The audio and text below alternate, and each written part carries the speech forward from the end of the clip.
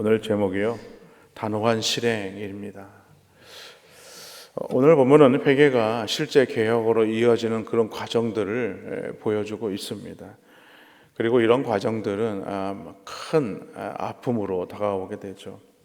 이방 여인과의 이 통혼 문제를 해결하기 위해서 이스라엘 공동체는요, 하나님 앞에 결단을 하는데, 그 결단이 뭐냐면 이방 여인과의 이 통혼을 끊어버리겠다라는 결단입니다. 그래서 조사위원회를 구성하여서 실제로 통혼한 자들의 명단을 작성하도록 하죠.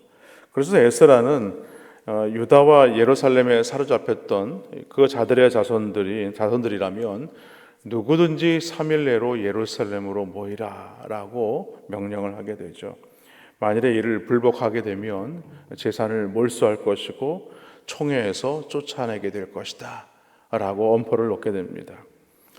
이에 유다와 베냐민 모든 백성들이 예루살렘 수문학 광장에 모입니다. 이 수문학 광장이라는 것은 어떤 역할을 하는가? 바로 재판이 열리는 곳입니다. 백성들은 이미 스가랴를 통해서 이방 여자 아내들과 그 소생을 다 내보내기로 하나님의 언약을 세우고 율법대로 행하기로 결단을 했었습니다. 이에 백성들은요, 지금 하나님의 처분을 기다리고 있는 상황이죠. 그리고 그러한 모습을 어떤 장면으로 묘사하고 있냐면 추운 비를 맞는 그런 장면으로 묘사하고 있는 것입니다. 여러분, 날이 찬데 비를 맞으면 어떻습니까? 온몸이 사시나무처럼 떨 수밖에 없는, 그러니까 하나님의 법정 앞에서 우리가 어떤 처분이 내릴 것인가 나에 대한 어떤 두려움과 그 떨림으로 지금 주님 앞에 서 있음을 오늘 이미지로 이렇게 보여주고 있는 것입니다. 그러나 이 자리는 어떤 자리입니까? 그들이 하나님 앞에 비를 맞으면서도 성전 앞에서 계속해서 기도를 했다는 것은 바로 하나님 앞에 회개를 시작하기로 결단한 자리였기 때문입니다. 그래서 에스라는 그들에게 이렇게 선포합니다. 오늘 10절과 11절 말씀에 보니까 제사장 에스라가 일어나 그들에게 이르되 너희가 범죄하여 이방 여자를 아내로 삼아 이스라엘의 죄를 더하게 하였으니 이제 너희 조상들의 하나님 앞에서 죄를 자복하고 그의 뜻대로 행하여 그 지방 사람들과 이방 여인을 끊어버리라 하니 라고 말하죠. 그러니까 회개가 단지 그들의 애통함으로 끝나지 않았다는 겁니다. 순종의 결단까지 하는 그 자리에까지 나아가고 있는 것입니다. 여러분, 자복하고 오늘 말씀해 보니까 그의 뜻대로 행한다라는 말씀이 있지 않습니까? 자복하고 그의 뜻대로 행한다는 것이 무엇인가? 하나님 앞에서 우리의 죄를 인정하는 것, 그것뿐만이 아닙니다. 인정을 했으면 그것에 대해서 우리가 다시는 그 길로 가지 않겠습니다 라고 결단하는 그 자리에까지 가야 하는 것입니다. 그리고 우리가 하나님 앞에 늘 회개를 합니다. 우리의 죄를 자복하죠. 잘못된 것에 대해서 하나님 앞에 고백을 하지만 그러나 그것에서 우리는 돌이켜야 한다는 거예요. 그 자리까지 나아가야 진정한 믿음의 결단이다 라는 것을 말씀합니다. 그래서 그 말을 들은 모든 회중들이 큰 소리로 대답을 하게 되죠. 12절 말씀에 보면요, 당신의 말씀대로 우리가 마땅히 행하겠습니다. 당신의 말씀대로 우리가 마땅히 행하겠습니다. 이렇게 결단을 자리에 나아가게 됩니다. 여러분, 우리가 신앙 안에서 이런 모습들이 있다면요, 떠날 것에 대해서 떠나야 되는 것입니다. 멈춰야 할 것에 대해서 멈춰야 한다는 것이죠. 끊어내야 될 것이 있으면 끊어내야 하는 것입니다. 그것이 오늘 본문에서 빗대어 말하고 있는 이방 여인이라는 거예요. 이방 여인이라는 것이 무엇이겠습니까? 우리 안에, 우리의 가정 안에 가장 가까이에 들어와 있는 것들입니다. 하나님을 온전히 섬기지 못하게 하는 것들이에요. 그런 것들을 다 끊어버리라는 겁니다. 그냥 해야지, 그렇지, 결단해야 되는데 이렇게 생각하지 말라는 거예요. 잘못된 것이라면 끊어내라는 겁니다. 그래야 하나님의 역사를 경험할 수가 있다는 것이죠. 그러면서 오늘 13절에 보니까 뭐라고 얘기를 하면 그 나라 백성이 많고 또 큰 비가 내리는 때니 능히 밖에 서지 못할 것이요 우리가 이 일로 크게 범죄하였은즉 하루 이틀에 할 일이 아니오니 라고 얘기를 합니다. 이스라엘 백성들은 모든 가정들을 점검하죠. 그리고 각 가문별로 돌아보면서 이 회개의 과정을 진행하기로 합니다. 그러면서 이러한 일이 하루 이틀에 끝날 문제가 아니다. 여러분, 회개의 역사라는 것, 이 결단하는 것은요, 이게 단번에 이루어질 수 있는 일이 아니다라는 것을 말합니다. 말은 잘못된 것 회개하고 돌이켜야 된다라고 생각을 하죠. 그러나 그것이 바로 내가 하나님 앞에 끊어내고 내가 어떻게 살아야 될 것인가를 고민한다 그러면 어떻게 되겠느냐는 거예요. 이전에도 한번 말씀을 드렸지만 어떤 믿음의 가정이 사업장을 운영하는데 사업장이 호프집이에요. 맥주를 파는데, 술을 파는데 영업을 밤새 해야 되는 거예요. 그런데 이 집사님 네 분들은 늘 마음에 부담이 있는 거예요. 애시당초 처음부터 그것을 할 때부터가 부담이었다는 것이죠. 목사님, 저희 사업장에 와서 축복해 주세요. 근데 제가 가서 거기 가서 축복할 수 있습니까? 술집에 가서 잘 될 줄로 믿습니다. 제가 거기서 그렇게 어떻게 합니까? 그래서 집사님, 가정에서 우리 한번 예배 드립시다 하면서 제가 그때 뭐라고 권면했냐면, 하나님이 원하시는 사업장으로 하나님 붙잡아 주옵소서. 근데 얼마 못 가서 이분이 그러는 거예요. 목사님, 아무래도 사업장을 바꿔야 될 것 같습니다. 그래가지고 음식점으로 나중에 바꾸게 되죠. 여러분, 근데 이런 과정이 그것은 하나님 앞에 옳지 않습니다. 끊어내십시오. 오늘 당장, 지금. 이게 됩니까? 이게 잘 안 되는 거예요. 이게 하루 이틀의 문제가 아니라는 거예요. 뭔가 정리하는 시간이 필요하다는 것이죠. 이 정리하는 시간들을 통해서 그동안 하나님과의 관계에서 무너졌던 것들을 바로 세우는 것입니다. 자신들의 생각으로 가득 찼던 그 습관들을 하나씩 하나씩 끊어내는 것입니다. 그동안 미뤄왔던 불순종의 문제들, 믿음의 자리에 서는 것들, 예배 자리에 서는 것들, 이런 것들을 내가 하지 못했던 것들을 하나님 앞에 믿음으로 결단하는 것이죠. 그 과정은요, 고통스럽고 오래 걸리는 문제라는 것입니다. 신앙생활을 오래 해도 지금까지도 문제가 해결되지 않는 것들이 얼마나 많습니까? 내가 그렇게 살아야지. 그렇게 말씀대로 살아야지. 그러나 그것들이 지금까지도 다 바뀌어지고 다 결단되어서 지금 이루어졌습니까? 근데 그게 안 되는 거예요, 이게 하루 이틀의 문제가 아니라는 거예요. 이 죄의 심각성에 대해서 지금 말하고 있는 것이죠. 그리고 에스라는 각 지파의 족장들로 구성된 위원회를 임명을 해서 오늘 이방 여인들과 통혼한 자들을 조사하게 합니다. 그리고 그 기간이요, 하루 이틀이 아니고 무려 3개월이라는 긴 시간이 걸리게 되었어요. 그리고 1월 1일 연초를 맞이하게 되죠. 그러니까 이렇게 긴 시간 동안 일이 진행되었다는 것은 무엇을 말하는가? 성경에 보는 그런 내용들이 기록되어 있지는 않을 겁니다. 그러나 아마 그런 일들을 맞이한 당사자들이라면 어떻겠습니까? 지금 아내가 이방 여인이에요. 그리고 자신의 이방 여인과 혼인을 해서 자녀를 좀 낳은 상태예요. 근데 끊어버린다는 것이 무엇이겠습니까? 이 이방 여인과 갈라쓴다는 거예요.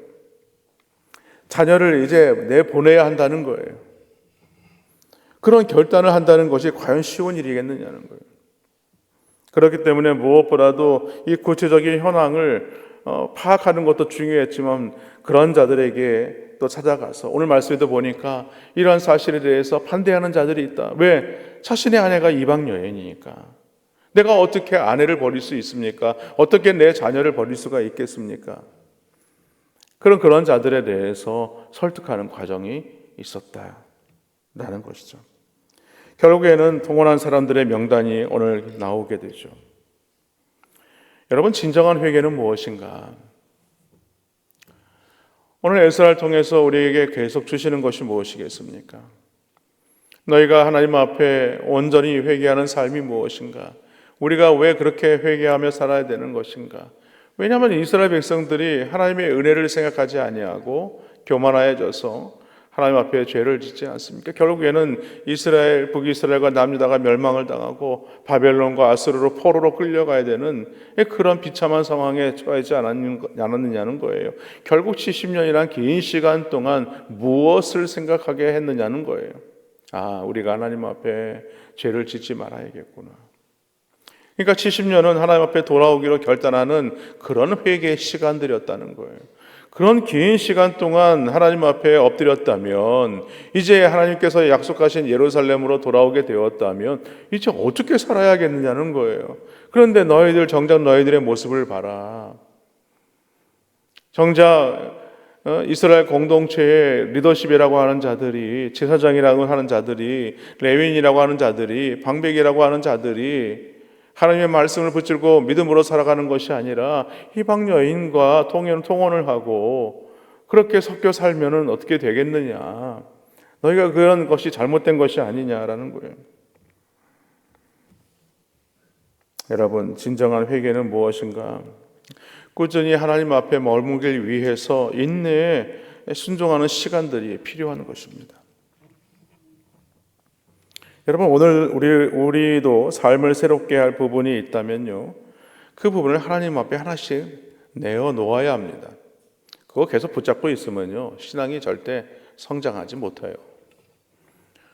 그럼 언제까지 붙들고 가실 겁니까? 주님 앞에 서는 그날까지 붙들고 가시겠어요? 그러면 안 되죠. 내려놓아야죠.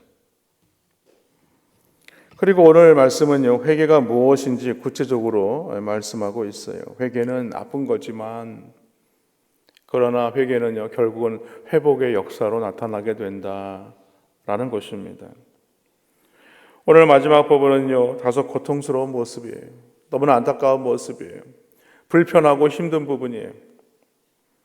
이방 여인과 결혼한 사람들의 명단이 일일이 기록되어 있다는 것은 무엇을 말하는 것인가? 이제 모든 사람들이 파악이 되었다는 거예요. 하나님 앞에 끊어내야 될 문제에 대해서 오늘 그동안 숨죽이면서 나는 몰래 숨어 있어야지. 내가 내 아내를, 내 자식을 어떻게 내가 버릴 수 있을까? 오늘 19절 말씀 보십시오. 19절 말씀에 상반절에 보니까 그들이 다 손을 잡아 맹세하여 그들의 아내를 내보내기로 하고, 저는 이 장면에서 참 마음이 안 좋아, 불편했어요. 왜냐하면 그들이 다 손을 잡았다. 말하자면 이렇게 손에 손 잡고. 이게 무슨 얘기입니까? 내 힘으로 안 되는 거예요. 내가 혼자 안 되겠는 거예요. 나 도와주십시오. 내가 이렇게 하나님 앞에 결단했는데 내가 이거 지금 하기가 너무 힘들고 어려워요. 같이 손을 잡고. 그렇습니다. 여러분, 이 믿음의 결단의 자리에 나아갈 때에 가장 필요한 것은요, 믿음의 지체들이 함께 격려해 주는 겁니다. 붙잡아 주는 겁니다. 그런 결단이 우리 가운데 있어야 되는 거예요. 힘들고 어려운 이들이 있으면 그들에게 찾아가서 격려해 주는 거예요. 용기를 주는 거예요. 붙잡아 주는 거예요. 그래요, 집사님. 많이 힘들지, 어렵지. 그래, 우리 같이 기도합시다. 여러분은 왜 하나님께서 이렇게까지 하시는 것이겠습니까? 그것은요, 하나님께서 하나님의 백성들이 거룩한 삶을 살기를 원하시기 때문에 그래요. 단지 도덕적인 정결한 모습으로서가 아니라 하나님 앞에 온전히 속한 자들로서의 삶을 살기를 원하시기 때문에 이렇게 끊어내라고 지금 말하고 있는 겁니다. 여러분, 신앙생활이 뭡니까? 하나님의 백성이라는 정체성을 잃어버리게 되면 우리의 신앙의 모습은요, 희미해질 수밖에 없는 겁니다. 희미해지면 생기는 것이 뭐예요? 여러분, 오랜 동안 이렇게 어떤 선을 그었어요. 그런데 시간이 지나면 어떻게 됩니까? 그 선이 분명해지지 않아요. 보이지 않아요. 그렇게 나타나는 것이 무엇이냐면 신앙의 합리화입니다. 합리화. 이럴 수도 있고 저럴 수도 있지. 하나님은요, 우리가 그리스도의 정체성을 다시 세우기를 원하시는 거예요. 여러분, 우리에게도 이런 결단이 찾아올 수 있습니다. 오늘 이 말씀을 들으면서도 우리가 결단해야 될 문제들이 떠오를 수도 있어요. 사랑하지만 내려놓아야 할 것들이 있어요. 편안하지만 그 편안한 자리에서 떠나야 할 것이 있습니다. 또한 내가 손해보는 것 같지만 그러나 그것을 우리가 떨어놓으며 지켜야 할 믿음이 필요할 때가 있다는 거예요. 그리고 그때 우리는요, 하나님을 향한 진짜 사랑이 무엇인지를 나타낼 수 있게 되는 것입니다. 그러나 오늘 말씀에서 우리가 알 수 있는 것이 무엇인가? 회개는요, 아픈 순종을 통과하는 것입니다. 회개는 아픈 순종을 통과해서 회복의 자리에까지 나아가야 하는 것입니다. 여러분, 그 과정에 있는 분들 많이 계실 거예요. 오늘 에스라 10장은요, 이스라엘 백성들이 눈물로 회개하고 말씀으로 순종하여 오늘 회복하러 나아가는 그 모습으로 마무리되고 있습니다. 그들은 큰 비 속에서도 하나님 앞에 모였어요. 두렵고 떨리는 마음으로 지금 우리에게 당할 일을 생각하면서 마치 법정 앞에서 결정될 것이 뻔하다는 것을 알고 있음에도 불구하고 떨고 있는 거예요. 비를 맞고 떨고 있는 거예요.